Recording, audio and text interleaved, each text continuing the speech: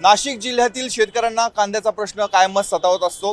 आता सध्या नाफेडच्या माध्यमातून कांद्याची खरेदी केली जात होती, मात्र बाजार भावापेक्षा नाफेडचा दर हा कमी होता, त्यामुळे शेतकऱ्यांनी त्याकडे पाठ फिरवली होती।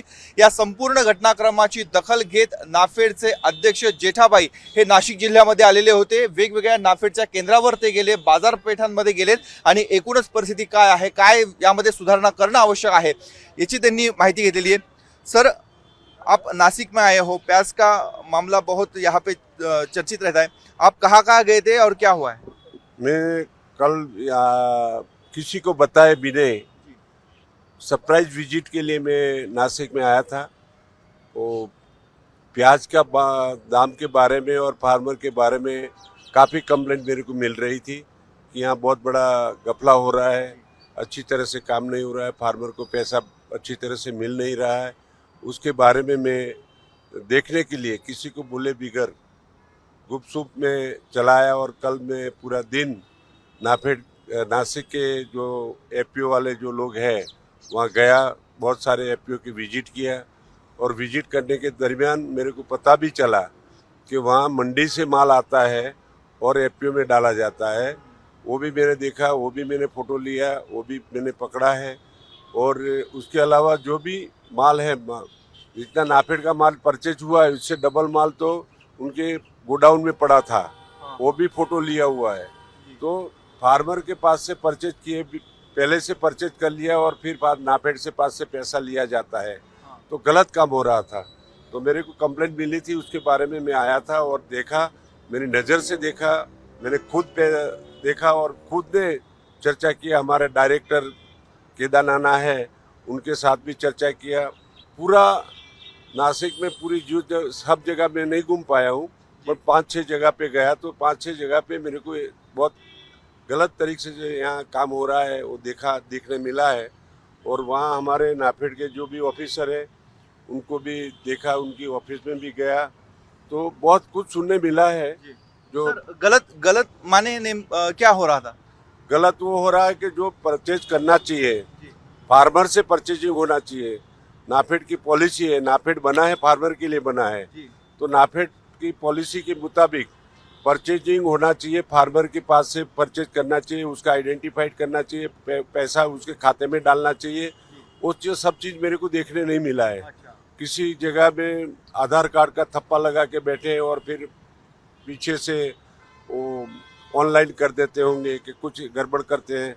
तो बहुत सारी चीज़ें मेरे को ध्यान में आई है, तो मैं अभी सब मैंने लिख के लिया है और कुछ नोट भी किया है। तो उसके बारे में मैं जब दिल्ली जाऊंगा तो उसके बारे में कमेटी बना के कमेटी को यहाँ जांच करने के लिए भेजूंगा और कमेटी का रिपोर्ट आने के बाद उसके बाद में इसके सबके बाद जो गलत किया है उसके एक्शन लिया जाएगा। किसानों की तरफ से प्याज नहीं लिया जा रहा था, तो कहाँ से प्याज आती थी? इन जो सेंटर से, मंडियों से प्याज खरीद के लाके जा रहा था, किसानों की तरफ से लाया गया ऐसा मेरे को कहीं दिखा नहीं है।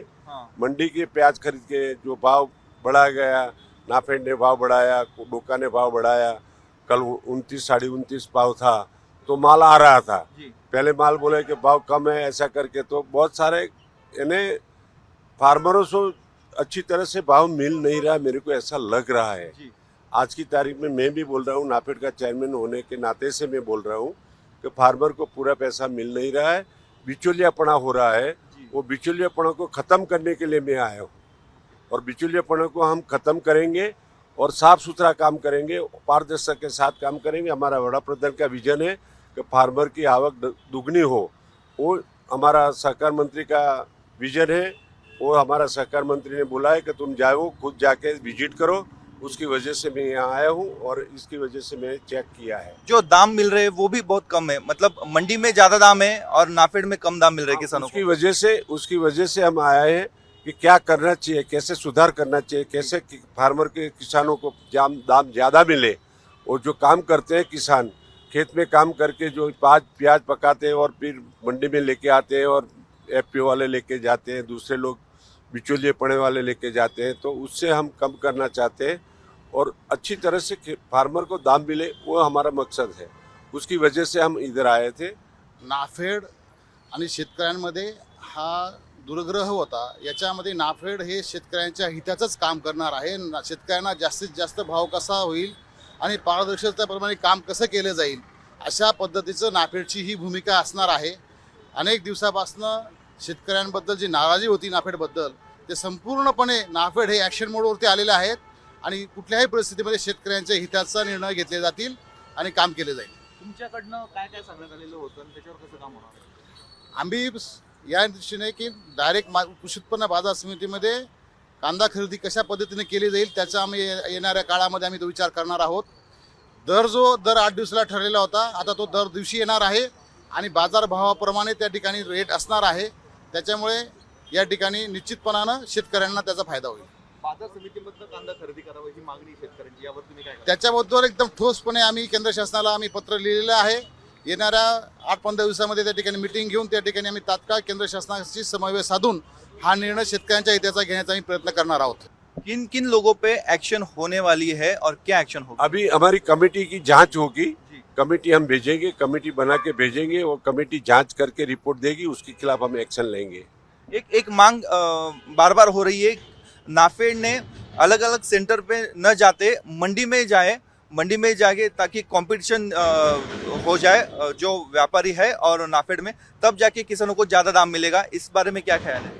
ये हमारे लिए थोड़ा टफ भी है क्योंकि हमारा जो प्राइस फिक्सिंग करने वाला डोका होता है, डोका के मुताबिक हमको चलना पड़ता है. कॉमर्शियल मिनिस्ट्री से हमको जो आदेश मिलता है उसी तरह से हम काम करते हैं.